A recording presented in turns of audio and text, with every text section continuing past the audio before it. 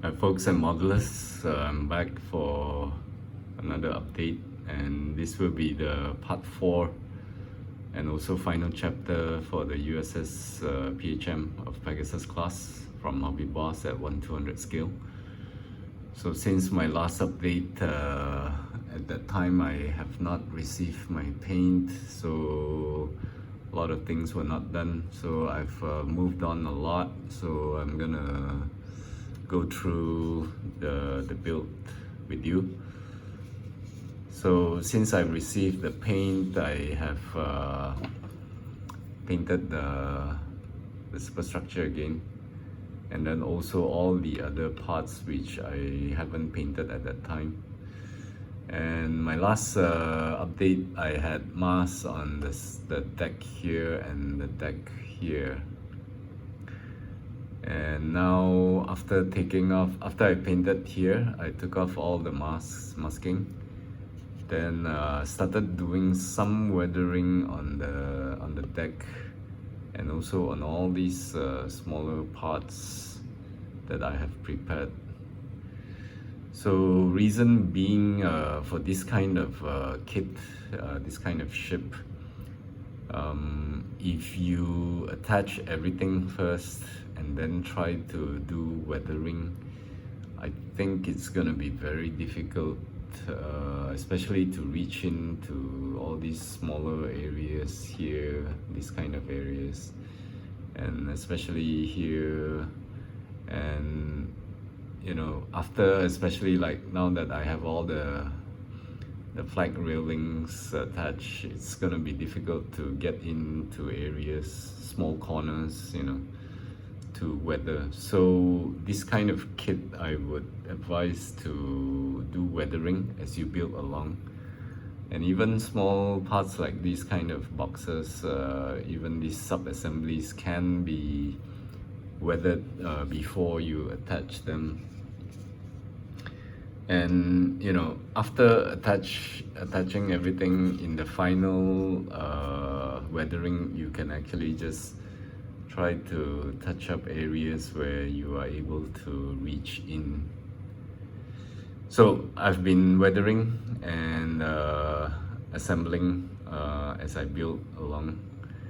So after all these small bits and pieces were attached, then came the bigger pieces like the gun turret, radar dome, the mast, funnel, rocket launchers. Then finally it was these railings. These PE railings were quite good to work with. They were not so soft. They did not go out of shape when I cut them and cleaned them. So yeah, the PEs are good.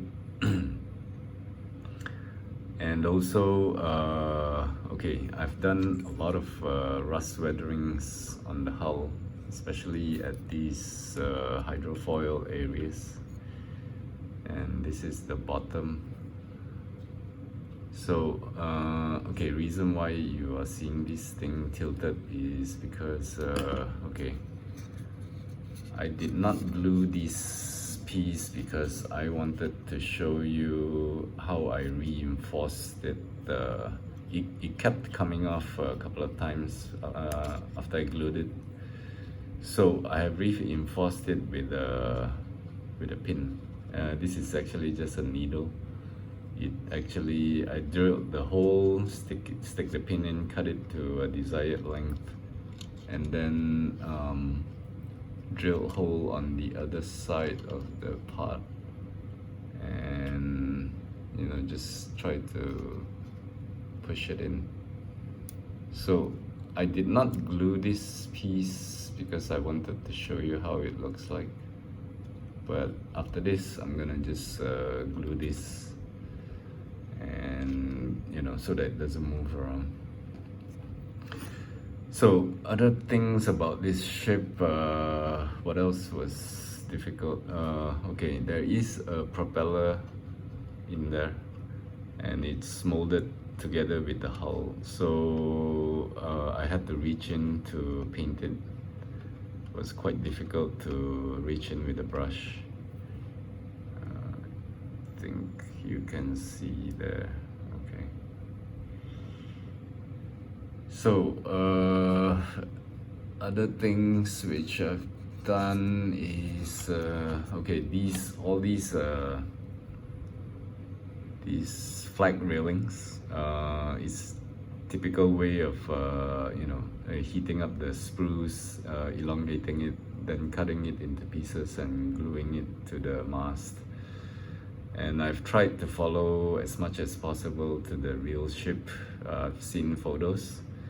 It's basically from the mast all the way to the funnel, and also attached in a few places on the mast like that. So I hope it looks okay.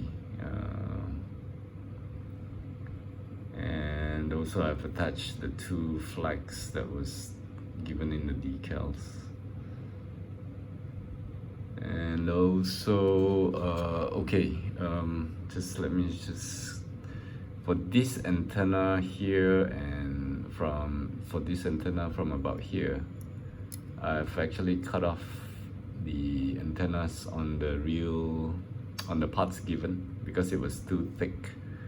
Same goes for this. So I just use the elongated pieces from these flag railings to replace them so that it looks better.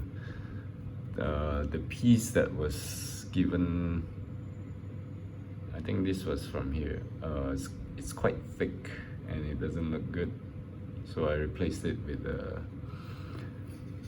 a thinner piece. And also I think in maybe chapter 1 or 2 I did tell you that I lost 2 wiper blades, I think this and this, but now I have it back on. But this is not the photo H parts. These are actually pieces of the elongated plastic spruce. I just cut it and stick it to make it look like a wiper. I guess it turns out pretty okay. Doesn't look so different from this piece, which is the PE. So I got all the wiper blades, even though I lost them. Okay, so what else have I done? I've repaired these areas here. It was actually not the black line was not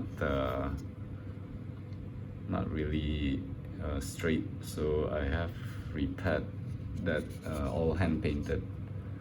And also this area which I had the black quite smeared up, so all the smearing has been even here repaired.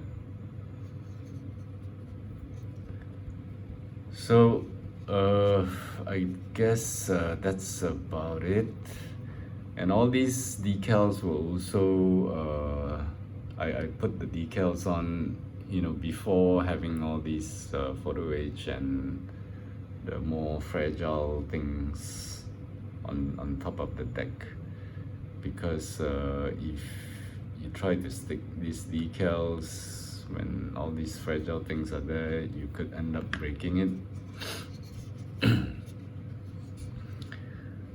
So that is the things that you need to figure out yourself, and skipping the sequence instead of doing everything last, because usually people do decals last if it's based on instructions.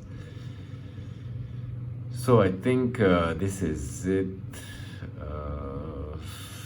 Let me just zoom in for one last look.